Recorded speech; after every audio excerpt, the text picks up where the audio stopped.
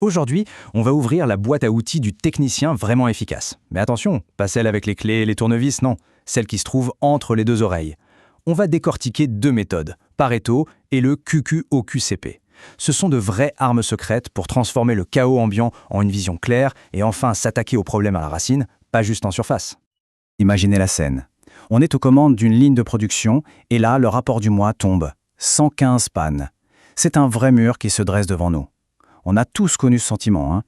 On est complètement submergé, on ne sait même pas par quel bout prendre le problème. Eh bien, c'est exactement ce mur qu'on va apprendre à démolir, brique par brique. La toute première étape, elle n'est pas technique, elle est dans la tête.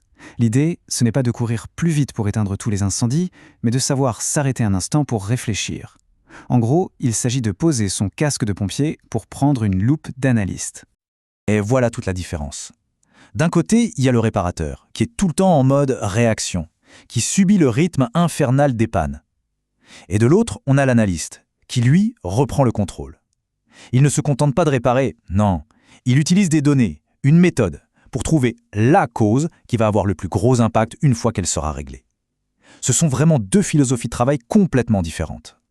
Allez, on plonge dans le concret avec notre premier outil, le QQOCP. Bon, je sais, ça ressemble à un mot de passe un peu bizarre, mais il faut le voir comme la checklist parfaite du détective. C'est une méthode super systématique pour être certain d'avoir bien fait le tour d'un problème avant même de penser à une solution. Alors ce fameux QQOQCP, qu'est-ce que ça cache? En fait, c'est juste l'acronyme de 6 questions toutes simples. Qui, quoi, où, quand, comment et pourquoi. Ça a l'air presque enfantin, mais c'est justement cette simplicité qui lui donne une puissance incroyable pour cadrer n'importe quelle situation sans jamais rien oublier. On décortique ça vite fait. Le qui nous force à identifier toutes les personnes concernées. Le quoi, ça nous oblige à être super précis, à ne plus être dans le vague. Où et quand, ça ancre le problème dans la réalité, dans l'espace et dans le temps. Le comment, c'est un peu comme si on reconstituait la scène du crime, en quelque sorte. Et enfin, le pourquoi, peut-être le plus important, il nous oblige à comprendre le véritable enjeu derrière tout ça. Appliquons ça à un cas concret. Un opérateur appelle, un peu en panique, la machine est en panne. Là, au lieu de foncer tête baissée, hop, on sort notre petite checklist. Qui? C'est Monsieur Durand, l'opérateur. Quoi? C'est une alarme défaut pince 3. Où? Au poste de préhension. Quand? Ça arrive toutes les 5 à 10 minutes depuis ce matin. Comment? La pince ne se ferme pas à fond. Et pourquoi c'est la cata? Parce que ça bloque toute la ligne. En quelques secondes, on est passé d'une info super vague à un portrait robot ultra détaillé de la panne. Et voilà le résultat. On transforme un cri d'alarme, la machine est en panne, en un diagnostic précis, clair et sur lequel on peut vraiment travailler. Grâce à 6 petites questions, le problème est défini avec une clarté chirurgicale. Une bonne partie de l'analyse est déjà faite. Et surtout, l'info peut circuler sans aucune ambiguïté. Ok, maintenant passons au deuxième outil. Lui, il agit un peu comme une boussole dans la tempête.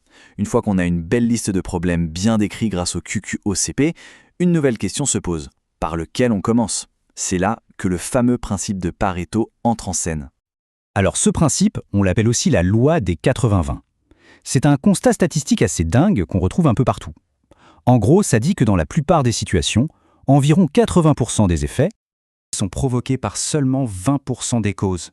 Réfléchissez-y une seconde. Une toute petite minorité de causes est responsable de la grande majorité des conséquences. C'est une loi de déséquilibre qui est juste incroyablement puissante.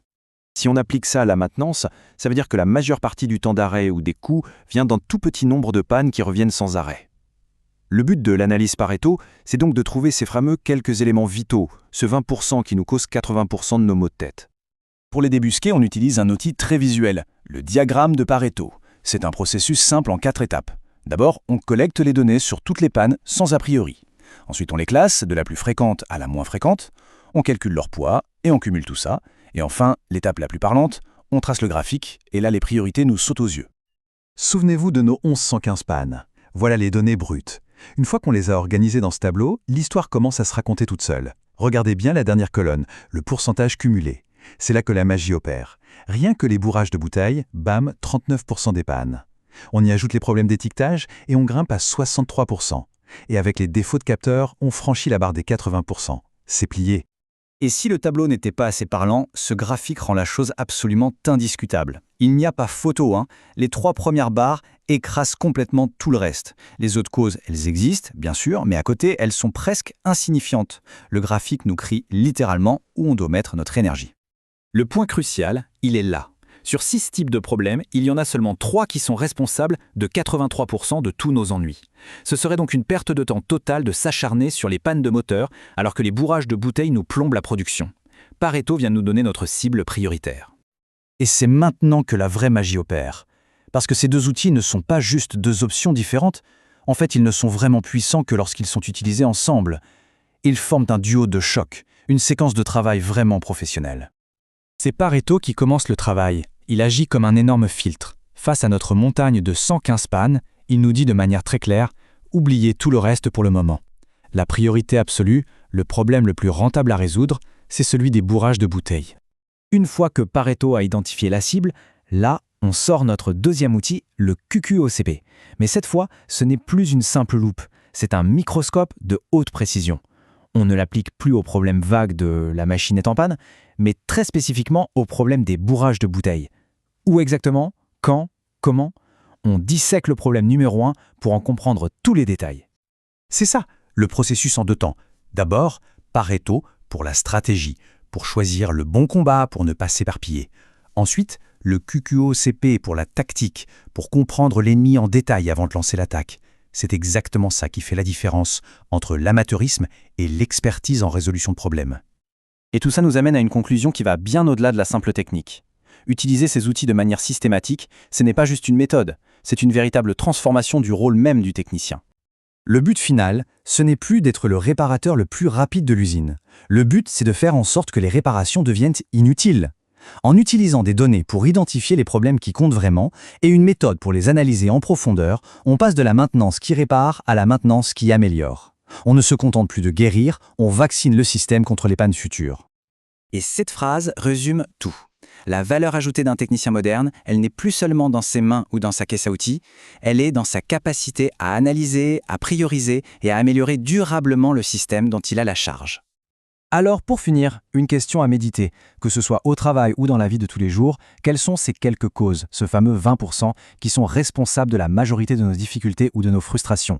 Identifier ce 20% vital, c'est déjà faire le premier pas pour travailler et pour vivre plus intelligemment.